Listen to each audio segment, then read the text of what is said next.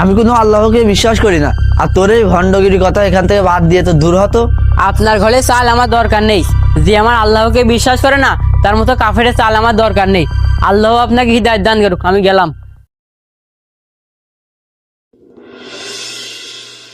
আকরাম ভাই বাড়িতে আছেন নাকি? থাকলে বাইরে আসেন। এই কি হয়েছে বল। আমার বাড়িতে মিলাদ দেবো তো, তাই আপনার কাছে একটা চাল নিতে এলাম। আমি মিলাদে চাল দিতে পারবো না, এখান থেকে যা তো। ভাই এইসব কাজে দিলে তো আল্লাহ অনেক খুশি হবে না, আপনারও তো সব হবে না। আমি কোনো আল্লাহকে ভয় করি না। তোর এই ভণ্ডগিরি কথা বাদ দিয়ে এখান থেকে দূর হতো। আপনার ঘরে চাল আমার দরকার নেই। যে আমার আল্লাহকে বিশ্বাস করে না তার মতো কাফেরের চাল আমার দরকার নেই। আল্লাহ আপনাকে হিদায়াত দান করুক। আমি গেলাম। কত বড় সাহস আমার বাড়িতে এসে আমারই কাফের বলে। কোনোদিন আসিস ঠ্যাং হাত পা কেটে রাস্তার কুকুর দিয়ে খাইয়ে দেবো। সে ওখান থেকে রাগবাগ করে বাড়িতে চলে যায়।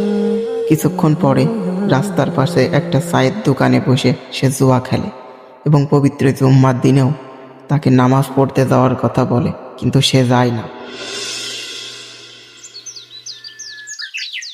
আরে আকরাম ভাই, আজকে পবিত্র জুম্মার দিন, নামাজ পড়তে যাবেন না? আপনি এখানে বসে আছেন কেন?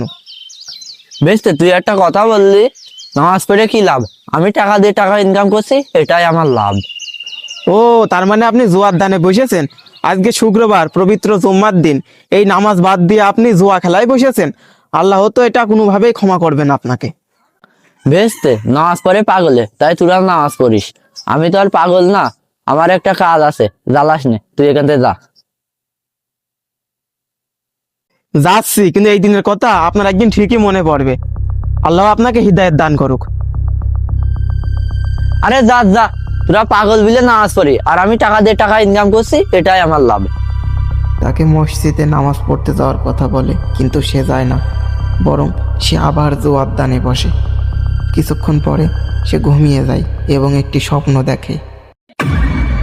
চারিপাশে এত আগুন কেন, আর আমাকে আগুনের মধ্যে ফেলে রাখলো কে? আমি কি দোষ করেছি? আমি ফেলে রেখেছি, তোর মতো পাপীর কোনো ক্ষমা নেই। তুই দুনিয়ায় থেকে মানুষজনের সাথে খারাপ আচরণ করিস এবং আল্লাহর পথে চলিস না। তোর ভিতরে কোনো সততা নেই।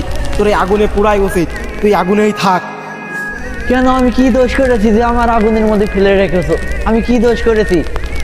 তুই অনেক দোষ করেছিস। তুই যদি এই ক্ষমা থেকে বাঁচতে চাস, তাহলে তুই দুনিয়ায় যা, যেয়ে মানুষের সাথে সৎ আচরণ এবং আল্লাহর পথে চল। আমল কাজ নিয়ে মৃত্যুবরণ কর। আমাকে একটা সুযোগ দাও, আমি ইনশাল্লাহ আল্লাহর পথে চলবো আর নামাজ কালাম পড়বো। আমাকে একটা সুযোগ দাও, আমি এই আগুন সহ্য করতে পারছি না। আমি কি স্বপ্ন দেখলাম? আমি কবরে